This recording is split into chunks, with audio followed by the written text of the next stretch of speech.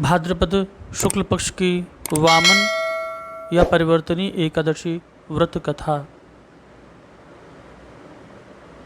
पांडुनंदन युधिष्ठिर ने भगवान श्री कृष्ण से पूछा, प्रभु कृपया मुझे भाद्र शुक्ल एकादशी के महात्म की कथा भी सुनाइए और यह भी बताइए कि इस एकादशी व्रत का महात्म्य क्या है। युधिष्ठिर के ऐसे वचनों को सुनकर श्री कृष्ण भगवान ने उससे कहा, हे राजन, इस एकादशी का नाम वामन, जयंती एवं अंक परिवर्तनी भी है। जयंती व्रत से बढ़कर और कोई उत्तम व्रत नहीं है। इसकी कथा सुनने एवं स्मरण करने मात्र से ही समस्त पाप नष्ट हो जाते हैं। जो भी मनुष्य अपनी उत्तम गति चाहता है उसे निश्चित रूप से एकादशी का व्रत अवश्य ही करना चाहिए। हे राजन, जिन्होंने जयंती एकादशी में वामन भगवान की पूजा श्रद्धा एवं भक्ति समेत कमल पुष्पों द्वारा की, उसने तीनों लोकों, तीनों देवों एवं समस्त जगत को मानो जीत लिया, क्योंकि शयन किए हुए भगवान इसी दिन अंक परिवर्तन करते हैं। इसी कारण इसका नाम अंक परिवर्तनी भी है।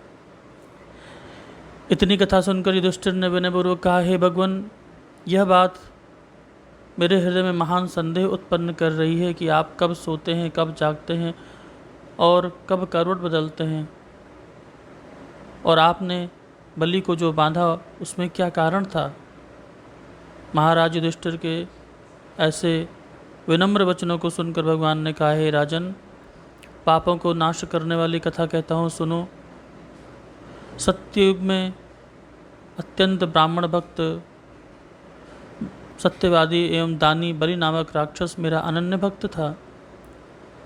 उसने अपने यम नियम तप जप यज्ञ द्वारा त्रैलोक्य को कंपित कर दिया। उसके यज्ञ दान और तप से भयभीत इंद्र देवताओं को साथ लेकर मेरे यहाँ आए और मेरी स्तुति एवं प्रार्थना की। तब इंद्र की रक्षार्थ मैंने वामन रूप धारण कर उसे जीता। भगवान के मुख से ऐसी वाणी सुनकर युधिष्ठिर ने कहा, प्रभु कृपया इस कथा को विस्तार पूर्वक सुनाइए। युधिष्ठिर के ऐसे वाक्य सुनकर भगवान ने कहा, राजन, मैंने वामन रूप धारण कर राजा बलि से 3 पग पृथ्वी की याचना की और उसने सहर्ष दान दे दिया। परंतु उसके संकल्प के होते ही मैं वामन रूप से त्रिविक्रम रूप हो गया।